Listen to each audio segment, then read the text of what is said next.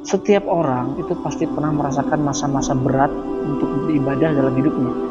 Ada orang yang berniat hatinya ingin berubah menjadi lebih baik begitu ya, tapi langkah terasa berat karena memang masih sulit memulai sesuatu yang baik. Atau mungkin ada orang yang masih bolong-bolong atau masih telat sholatnya, tapi dia ingin berusaha tapi tetap susah. Ingin lebih dekat dengan Allah, tapi kadang-kadang kita merasakan hati masih jauh gitu dengan apa yang Allah suka. Tapi di sini teman-teman yang harus kita ketahui adalah itu bukan tanda kalau kita itu buruk. Justru itu adalah tanda kalau kita itu masih punya kesadaran untuk berubah, masih ingin berjuang.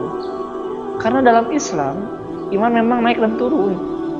Kadang hati semangat, kadang juga lemah gitu ketika kita ingin beribadah. Makanya Rasulullah menguatkan kita dalam sebuah hadis. Apa kata beliau? Amalan yang paling dicintai oleh Allah adalah amalan yang paling kontinu, walaupun sedikit. Hadis riwayat Bukhari dan juga Muslim. Artinya teman-teman, yang penting itu bukan seberapa besar langkah kita, tapi seberapa setia kita melangkah meski kecil, tapi terus menerus begitu.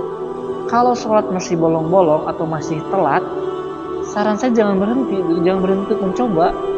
Mulailah dari menjaga minimal satu waktu dulu supaya tepat waktu, supaya kita tidak bolong begitu. Lalu kemudian ditambahkan perlahan sampai 5 waktu itu sempurna. Kalau seandainya tilawah kita masih belum rutin, ya, maka mulailah dengan paling mudah begitu. Cukuplah 1 ayat sehari misalkan ya. Tapi terus dijaga dan terus ditingkatkan seiring berjalannya waktu.